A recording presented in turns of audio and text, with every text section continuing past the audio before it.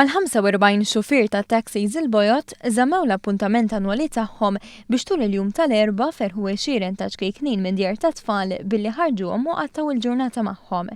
Ġurnata li kienet tikkonsisti f'kolazzjon bnin u d-diesa, ċirklu, ikla u festin. Dawn imżewqa b'attivitajiet li tfal ta' dik l-età tant jieħdu gost jagħmlu.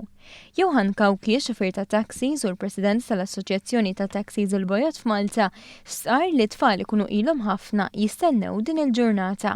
X'jan nħoss pal-mandina tfal ikunu ferħanin fil-miliet noħorġhom u hekk ħassejt li daw it-tfal m'għandhom xejn qas minn ħadd ieħor u joħorġu bħal ħadd ieħor ikollhom ir-rigal tagħhom u jieħdu pjaċir magħna wkoll. Mal-40 kerer, fosthom sorijiet, ingħaqdu mal-130 tifel u tifla għat-32 edizzjoni ta' din l-attività. Antni Galja, wieħed mill-organizzaturi, jieħodna lura fis-snin.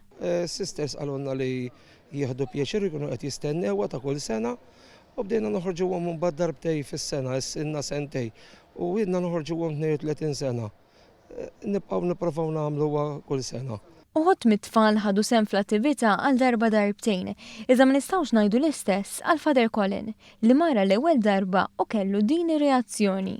Qatt ma bsart illi nies li jaħdmu fit-Texas jimpurtom tant minn ħadd ieħor. Il-fqar kienu magħna u jibqgħu magħna u id-dawn qed isolvu waħda mill-mod jiena kont magħhom dalgħodu. U tarom it-tfal entużjażmu, tajt veru qed isolvu bżonn ta' tant tfal.